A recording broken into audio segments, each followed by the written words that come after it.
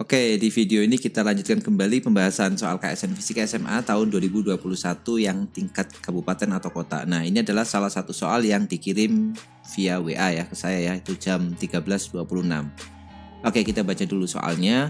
Bandul 1 dengan panjang L disimpangkan dengan sudut, mungkin itu theta maksudnya ya, karena di WA jadi nggak bisa menulis theta. Bermasa M memiliki energi E dan bandul 2 dengan panjang 2L disimpangkan dengan sudut yang sama berarti theta dan mempunyai massa yang sama dengan E aksen. Berapakah perbandingan E aksen dan E ya? E aksen per E-nya berapa nilainya? Oke, ini sebenarnya soalnya mudah kalau teman-teman lihat ya. Ini soal tentang ayunan sederhana biasa ya, bandul matematis. Oke, saya gambarkan kasus kedua bandul tersebut seperti ini. Yang di sini yang sebelah kiri adalah bandul yang pertama, yang di sebelah kanan adalah bandul yang kedua. Ini bandul kedua.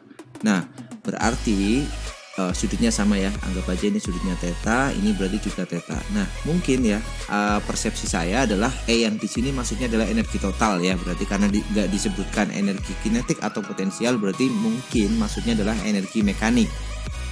Oke ya, bandul yang pertama ini massanya M, panjangnya 2L. Panjangnya L dulu yang pertama, panjangnya L. Bandul yang kedua itu massanya sama, yaitu M, panjangnya yang ini 2L kan. Nah, teman-teman ingat energi yang ada pada gerak harmonis atau gerak pendulum ini kan, energinya itu kan ada energi potensial ditambah energi kinetik kan ya, EP plus EK ya. Nah, EP-nya sendiri kan setengah dikali K Y kuadrat ditambah EK-nya itu kan setengah dikali M dikali V kuadrat. Oke, ini sekedar mereview sebentar ya. Kemudian nilai K, Y, dan V ya teman-teman ingat bisa dituliskan seperti ini.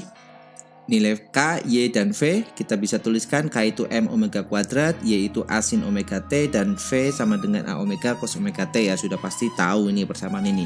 Berarti nilai E itu bisa kita tuliskan ya kan, kita ganti variabelnya berarti setengah K-nya M omega kuadrat, Y-nya berarti A kuadrat sin kuadrat omega T karena dikuadratkan kan, dijumlah dengan yang energi kinetiknya setengah M, V-nya diganti A kuadrat omega kuadrat cos kuadrat omega T. Nah, faktor yang depan ini kan sama kan, setengah M omega kuadrat A kuadrat.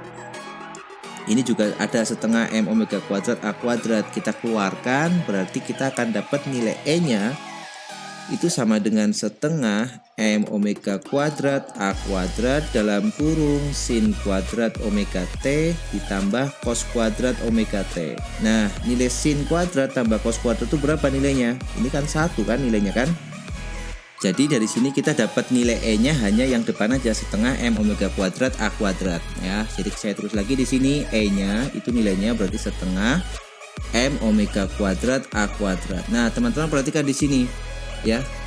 Dalam dua kasus ini nilai M-nya kan sama, berarti ini bisa kita abaikan ya kan? Kan kita mau membandingkan aja tuh, nggak menghitung ya. Kemudian nilai amplitudenya sama karena disimpangkan dengan sudut awal atau sudut simpangan awal yang sama, berarti amplitudenya sama. Maka perbandingan E itu hanya perbandingan omega kuadrat. Berarti kalau E aksen dibanding dengan E itu kan sama dengan omega aksen kuadrat dibanding dengan omega kuadrat, udah gitu aja.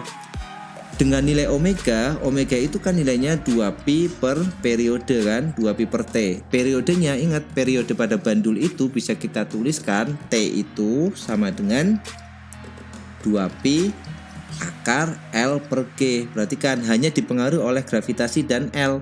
Gravitasinya tentu sama, yang membedakan hanya L. Berarti omega itu ya sebanding dengan T-nya kan di bawah nih ya, seper akar L kan.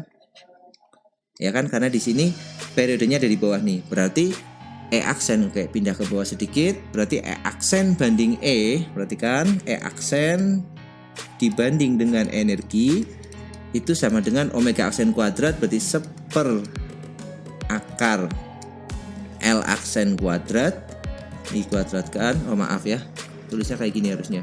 Omeganya kan seper akar L ya, seper akar L kemudian dikuadratkan dibanding dengan ini L aksen, yang bawah seper akar L yang awal dikuadratkan ya. Berarti akarnya hilang, L-nya pindah, berarti kita tinggal punya E aksen dibanding dengan E itu sama dengan, ini kan naik kan, akarnya hilang, berarti yang di atas L, yang di bawah L aksen. Nah, ini berarti L per L aksennya 2L kan.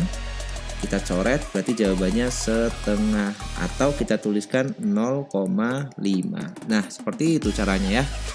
Oke, ini bahasanya semoga bisa menambah wawasan teman-teman tentang persoalan ini. Oke, sampai jumpa di video selanjutnya. Semoga videonya bermanfaat.